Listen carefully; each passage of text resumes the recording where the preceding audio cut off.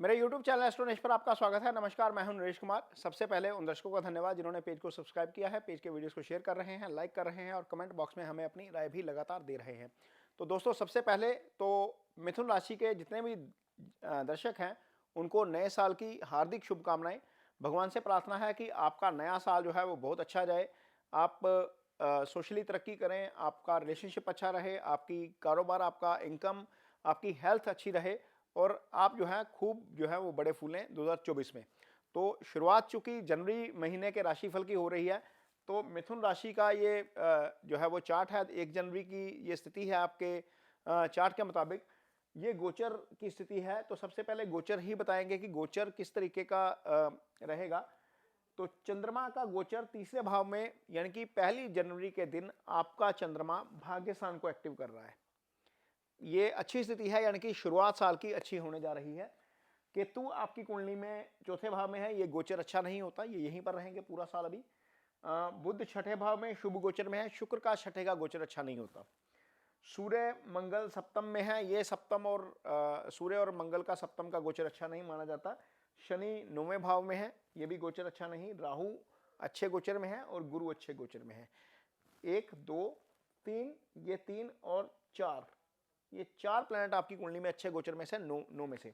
अब 7 को बुध राशि बदलेंगे, ये आगे आ जाएंगे यहाँ पर आपकी कुंडली में, ये यहाँ पर आ जाएंगे और ये सप्तम भाव में आ जाएंगे। यहाँ पर ये गोचर शुभ नहीं रहेगा। इसके बाद 14 की मिडनाइट या 15 को मान लीजिए सूर्य का गोचर हो जाएगा, सूर्य अष्टम भाव में आ जाएंगे। यहाँ पर सूर्य का गोचर अच्छा नहीं माना जाता, सप्तम में भी अच्छा नहीं है, अष्टम में भी अच्छा नहीं है। इसके बाद शुक्र का गोचर होगा, शुक्र 18 को राशि बदलेंगे और आपकी कुंडली में यहाँ पर आ जाएंगे, ये अगेन गोचर अच्छा हो जाएगा। तो ये स्थिति रहेगी आपकी कुंडली में ग्रहों की, गोचर की। और गोचर किस तरीके से काम करेगा, कैसी आपकी इनकम रहेगी, कारोबार रहेगा और कैसा आपका रिलेशनशिप रहेगा, ये सारी तमाम चीज़ों पर चर्चा करते हैं। यहाँ पर सबसे अच्छी चीज़ यह है कि राहु यहाँ पर शुभ गोचर में है, ये कर्म का भाव है। जब राहु यहाँ पर आते हैं तो स्थान परिवर्तन करवा देते हैं और स्थान परिवर्तन आपका अच्छे के लिए होगा, सबसे पहली बात। दूसरी चीज़, 2024 में राहु यहाँ पर आपको जनवरी महीने में मान के चल लीजिए या पूरे 2024 में भी आपको मल्टीपल इनकम के ऑप्शन दे सकते हैं। यानी कि आप एक जॉब कर रहे हैं, उसके साथ ही दूसरा भी काम शुरू कर सकते हैं कोई, या कोई आपका एक कारोबार है तो हो सकता है कि कोई दूसरा कारोबार भी साथ में ही चल पड़े। तो ये स्थिति आपके लिए राहु की अच्छी है। ज़्यादा अच्छी इसलिए है क्योंकि इस भाव के स्वामी जो है गुरु हैं, वो शुभ गोचर में है। ये आय स्थान होता है और यहाँ पर गुरु अब अकेले रहकर काम करेंगे, यानी कि राहु का एक्सिस टूटा हुआ है एक। दूसरा, 31 दिसंबर को गुरु यहाँ पर मार्गी हो गए हैं, मित्र की राशि में बैठे हैं। मंगल की राशि है मेष राशि, ये मूल त्रिकोण राशि है मंगल की। यहाँ पर बैठे हैं मित्र की राशि में, उस भाव में बैठे हैं जिस भाव के वो कारक हैं। इस भाव के कारक भी गुरु हैं, अकेले बैठे हैं और किसी अशुभ प्रभाव में नहीं है। शनि की दृष्टि है सिर्फ एक, बाकी कोई ज्यादा प्रभावित नहीं कर रहा। पहले राहु केतु का एक्सेस भी था, तो फाइनेंशियली अच्छे रिजल्ट आपको देखने को मिलेंगे। यदि हम धन स्थान से कैलकुलेट करते हैं तो वहां से गुरु केंद्र में है, धन स्थान से केंद्र में है, आय स्थान में पड़े हुए हैं, पंचम को देख रहे हैं। तो निश्चित तौर पर आपके लिए कर्म और आय के लिहाज से जनवरी का महीना मिथुन राशि के जातकों के लिए अच्छा रहने वाला है। आपको निश्चित तौर पर इस एरिया में, आपको लाइफ के कर्म और इनकम के एरिया में आपको निश्चित तौर पर पहले से बेटर रिजल्ट देखने को मिलेंगे। ये गुरु के गोचर के कारण और राहु की स्थिति के कारण है एक। दूसरा, आगे आएंगे कि रिलेशनशिप कैसा रहेगा। तो गुरु ही एक फिर अगेन प्लैनेट ऐसे हो गए जो आपको रिलेशनशिप में भी काम आएंगे। यहां पर मंगल है, सूर्य यहां पर रहेंगे पहले 15 दिन।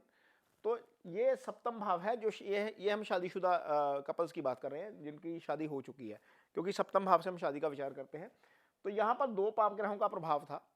2 पाप ग्रह भी ऐसे जो दोनों ही फायरी हैं, हालांकि मित्र हैं। दोनों का लगन को देखना ऐसी स्थिति पैदा कर सकता है कि आप ओवर रिएक्ट कर जाएं। पहली 15 तारीख तक तो यही स्थिति है कि आप ओवर रिएक्ट कर जाएं। आप कोशिश करिएगा कि ओवर रिएक्शन से बचिए। लेकिन इस सारे मामले में एक ग्रह जो बचाव करेगा आपका, वो है गुरु।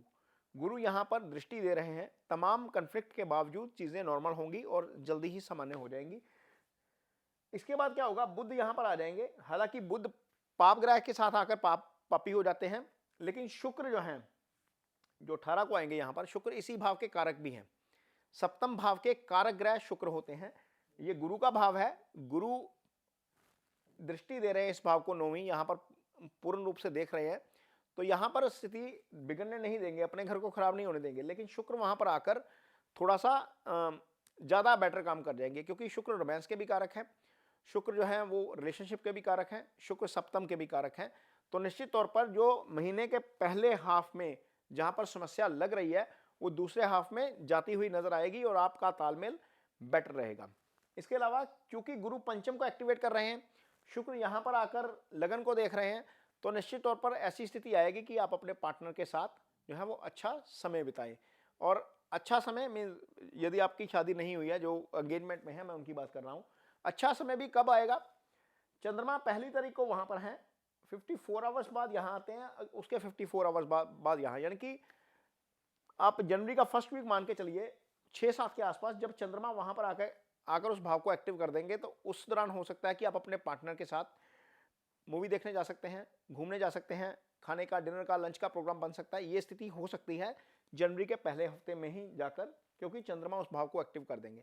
उसके बाद जब चंद्रमा घूम के दोबारा यहां पर आएंगे, फिर पंचम को एक्टिवेट करेंगे, यानी कि पहला और तीसरा हफ्ता ऐसा हफ्ता है उन कपल्स के लिए जो ऑलरेडी रिलेशनशिप में है, जहां पर आपको अच्छा समय बिताने का मौका मिल सकता है। एक दूसरा, यदि आपका एंगेजमेंट नहीं हुआ, घर वाले कोई लड़का या लड़की ढूंढ रहे हैं, तो भी गुरु यहां पर मदद करने के लिए तैयार है। सप्तम एक्टिवेट किया हुआ है गुरु ने, पंचम भी एक्टिवेट किया हुआ है।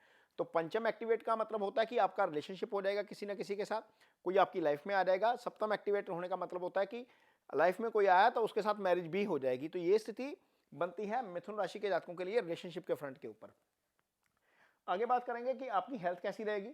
तो हेल्थ वाला भाव चूंकि खाली है, पहले हफ्ते यहां पर प्लैनेट रहेंगे, इस भाव के स्वामी मंगल बनते हैं, वो लगन को देख रहे हैं, सूर्य की दृष्टि भी यहां पर रहेगी, इस भाव के ऊपर राहु का प्रभाव भी रहेगा। तो यहां पर आपको एक चीज का ध्यान रखना है कि खाने पीने पर थोड़ा सा कंट्रोल रखिएगा अपना, क्योंकि यदि आप कुछ भी उल्टा पुल्टा खाएंगे, कुछ भी करेंगे, तो वह आपके स्टमक को जो है वो अपसेट करेगा। कारण यह है कि वहां से हम डाइजेशन देखते हैं, छठा भाव से हम पेट की बीमारियों के संबंधित विचार किया जाता है। और जो ईटिंग हैबिट्स वाला भाव है, मैं इसलिए खाने पीने की बात कर रहा हूं, वहां पर राहु की दृष्टि जा रही है, सूर्य यहां पर आएंगे तो यहां पर देखेंगे, मंगल यहां पर बैठकर भी अष्टम दृष्टि से इसको देखेंगे। तो 3 पाप ग्रहों का दूसरे भाव को प्रभावित करना मुंह से संबंधित प्रॉब्लम को इंडिकेट करता है, दांत से संबंधित प्रॉब्लम हो सकती है, खाने पीने की आदतों में कुछ ना कुछ गड़बड़ हो सकती है, उससे स्टमक को डिस्टर्बेंस हो जाए। तो इस तरह की स्थिति उत्पन्न हो रही है कि आप यदि अपने खाने पे कंट्रोल नहीं करेंगे जनवरी महीने में, तो आपको हो सकता है कि स्टमक से रिलेटेड कोई ना कोई इशू हो जाए, ये ध्यान रखना है। अदरवाइज यदि अष्टम देखें, जहां से हम लंबी बीमारी देखते हैं, तो सूर्य वहां पर आ जाएंगे 16 तारीख के बाद। यदि कोई डॉक्टर बोले कि आपको फलां दवाई खानी है और रूटीन में खानी है, तो उसको रूटीन में प्रैक्टिस करिएगा, उसको इग्नोर मत करिएगा। मैं इसलिए बोल रहा हूं क्योंकि केतु यहां पर दृष्टि दे रहे हैं, सूर्य यहां पर विराजमान हो गए। अब इस भाव को प्रोटेक्ट करने वाला ग्रह कोई नहीं, गुरु की दृष्टि नहीं जा रही, बुध की नहीं जा रही, शुक्र की नहीं जा रही, तो ये भाव भी एक तरीके से पीड़ित रहेगा। तो डॉक्टर की सलाह, यदि आप थोड़े से एज्ड हैं या दवाई चल रही है कहीं पर भी, तो डॉक्टर की सलाह जरूर मानिएगा और ड्राइविंग स्लो करिएगा। ये दुर्घटना का भी भाव होता है, यहाँ पर आपको थोड़ा सा बच के रहना पड़ेगा, क्योंकि ये 2 पाप ग्रहों के प्रभाव में आ गया है।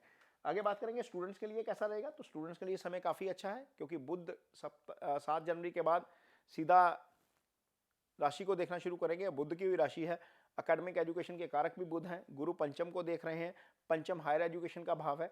तो निश्चित तौर पर स्टूडेंट्स के लिए समय काफ़ी अच्छा रहने वाला है, इसमें कोई दिक्कत नहीं है। वैसे भी छुट्टियां हो जाएंगी तो नए साल को जो है वो कॉलेज लगेंगे, स्कूल लगेंगे, कोई 7-8 जनवरी के बाद स्कूल शुरू हो जाते हैं, तो वहाँ पर आपके लिए स्टडी का जो साइकिल है आगे वाला अच्छा रहेगा। तो ये मिथुन राशि के जातकों के लिए जनवरी महीने का राशिफल है। ये वीडियो आपको कैसा लगा कमेंट बॉक्स में अपनी राय जरूर दीजिए, और यदि अच्छा लगे तो इसे शेयर जरूर करिए, पेज को सब्सक्राइब जरूर करिए। जाते जाते मेरी तरफ से आपको एक बार फिर नववर्ष की शुभकामनाएं। आपका नया साल जो है वो बेहतरीन हो, 2023 में आप खूब तरक्की करें। इसके साथ ही मुझे दीजिए इजाजत। नमस्कार।